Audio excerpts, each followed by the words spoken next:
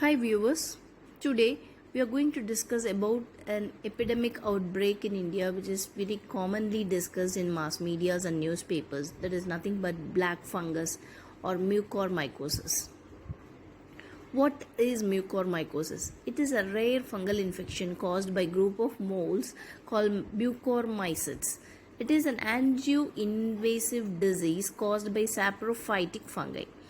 So generally the fungal infections are rare and they are opportunistic infections which comes to the people who are immunocompromised.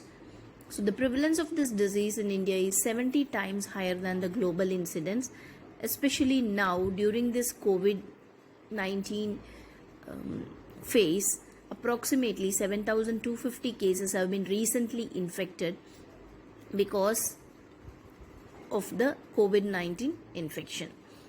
So these mucormycosis is not a communicable disease. It is a fungal disease which is an opportunistic infection, comes for the people with immunocompromised. Who are at the risk of getting this disease? The patients with diabetic ketoacidosis and uncontrolled diabetes. So you have to look here that all the diabetic patients are not at the risk. The patients who are uncontrolled diabetes and those who are with complications like DKA, that is diabetic ketoacidosis, they have a high risk because they have immunity disturbances which may give way to the mucormycosis. Neutropenia patients who are having decreased immunity, they are considered as neutropenia, that is decreased neutrophils and WBCs, the fighter cells in our body.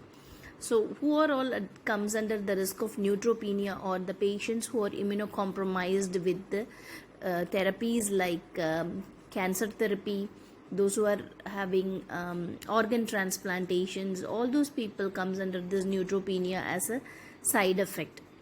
The patients who are taking immunity suppression drugs, they all comes under neutropenia. Malnourished people who has a very less immunity, so those also have a chance, like patients with HIV, AIDS, all those people comes under this neutropenia or immunocompromised patients who are all at risk of getting this fungal disease. Patients with organ transplantations, and of course now the problem here is coronavirus, which is decreasing their immunity in patients, especially when they undergo a steroid therapy. So these people are at risk of getting this kind of fungal infection, especially any kind of fungal infections, especially the black fungus. Where it comes from? What is black fungus and where it comes from? If you see, fungus exists everywhere. Okay, it is seen in all moist places. You know that what is fungi or algae, which you have seen even in your garden. When there is moisture, of course they grow even in the sand. So it is present everywhere. It is present in the decayed organic material. It is grows heavily in the moist and humid places. So it is present everywhere in the environment. But how it get transmitted? It can get transmitted to the human being by inhalation, inoculation, ingestion of the spores from any contaminated source. It can happen with inhalation, inoculation, or ingestion of the spores which is present in the sand or the decayed material, or even in the moisture. Wherever there is a moisture, there is possibility of the fungus to grow, which is a very common fungi which is developing everywhere. How it affects our system? Actually, this mucormycosis is of several types, but we have noticed this recently as a rhinocerebral mucormycosis, which is affecting the nose. It enters through the nose and it infects the sinus cavity, and it will spread to the eyes and into the brain. This is the most dangerous mucormycosis.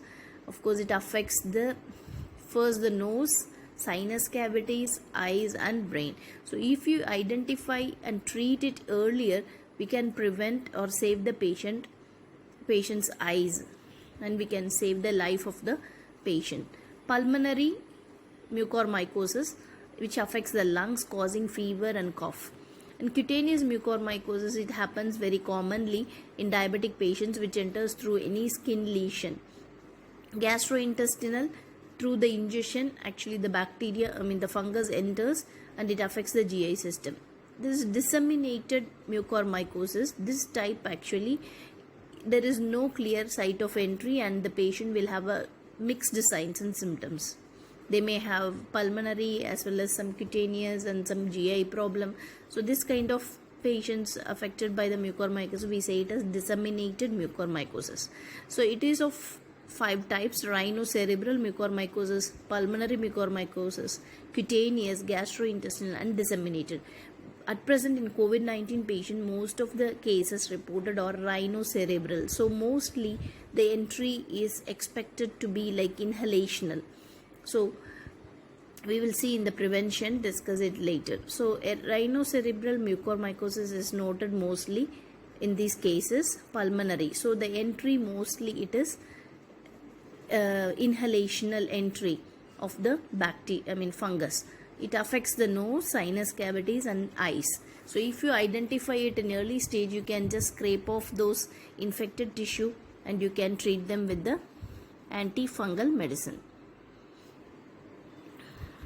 So after COVID-19, who are all at risk and what happens? It is diabetic patients with vulnerable fungal feeds on sugar, heavy steroid used in COVID-19 patients kept on humidified oxygen. These 3 are the main reason for patients who are getting mucormycosis after COVID-19. So what are all the signs and symptoms for the patient? They will have a facial pain. It may have a signs and symptoms of sinusitis like headache and severe facial pain in the sinus areas, and nasal or sinus congestion, black lesion on the inside of the mouth. So those who are having a risk, you can just watch out for the upper cavity of the mouth or the nose. There is a black lesion which forms. Pain and loss of vision is the later side effects or later effects of this mucormycosis. So you have to watch for the facial pain as same like sinusitis and headache, and you should look for the black tissue or the lesion which is present in the upper part of the oral cavity. So they have to diabetic patients, they should have a proper controlled diabetes, and the doctor should avoid unnecessary use of the steroids for these patients. So how it is diagnosed? Usually a swab is taken from the infected site or biopsy will be taken or sent for the histopathological studies. So a biopsy will be taken or a swab is taken from the infected site to identify what type of fungi it is, and a CT scan can be done for the patients with lungs and sinus infections. So clinical signs generally, if we see, as we discussed before, there will be a facial pain or the sinus pain, headache. Other than that, there sometimes patient may have black discharge from the eyes and black color patches on the roof and mouth or nose and mouth. Why the patients with COVID-19 are at risk? There are few things which we are still having a doubt. The patient with COVID-19, they all are immunocompromised because of use of corticosteroids. Generally, any kind of infection will put us under less immunity, and those patients who are taking steroids, corticosteroids, they will have a risk of decreased immunity. So the people will be exposed for if they are exposed for this fungal infection, they will get the fungal infection immediately. So how they are exposed to this fungi is because of the humidifiers and use of oxygen mask and appliances improperly. So as a nurse, we have to be careful when we give care for these patients. We have to look at the humidifiers, keep changing the humidifiers with sterile water every day at least. You label it with the date and time and change it every day, which may reduce these infections. Especially in ICUs with the ventilators, the humidifiers are attached. and make sure that this is changed frequently with sterile water. I know that if there is any use of other normal pipe water may also cause fungal infections. Oxygen mask and appliances, whatever we use inspiration for the patient's inspiration, should be cleaned appropriately without any further delay. Okay, so these two are the main incidents which triggers the mucormycosis in patients with COVID-19.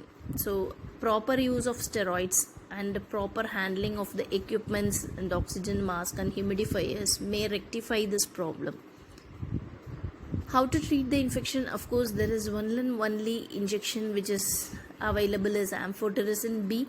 It is an IV antifungal medicine which is available, and this is given once the fungal diagnosis is confirmed. Surgical removal of the infected tissue or the eye to make the patient survive will be done to prevent the surgical infection. Spread of infection to the brain can be suppressed by removal of infected tissue or the eye.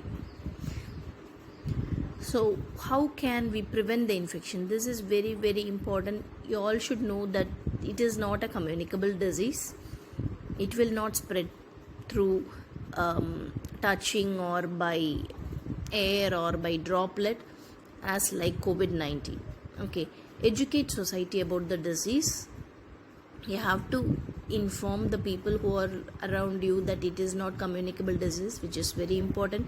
Periodically sample the air in hospitals and especially in the critical care wards to check for the presence of spores.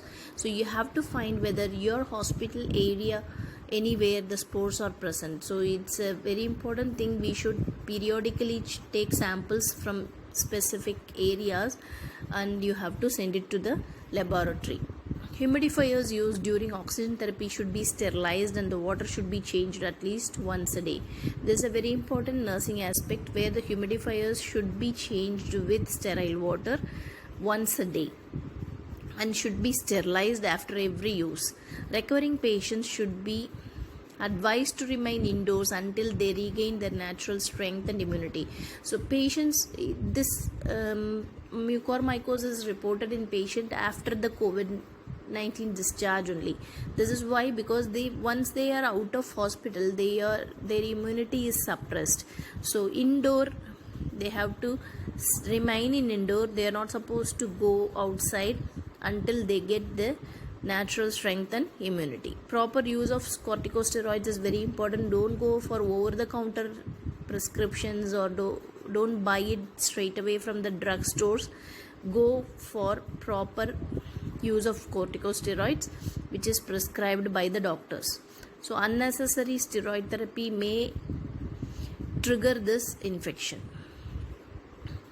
So keep the blood sugar under check for COVID or non-COVID. Whether you are COVID or non-COVID, diabetics, you have to keep it under the control. Use steroid judiciously while treating COVID. Use clean water and humidifier used for O2 support, especially sterile water. Maintain overall cleanliness around the patient. Any oral ulcer should be treated immediately. So these are all the ways we can prevent mucormycosis and succeed. Stay safe and prevent an outbreak. Thank you.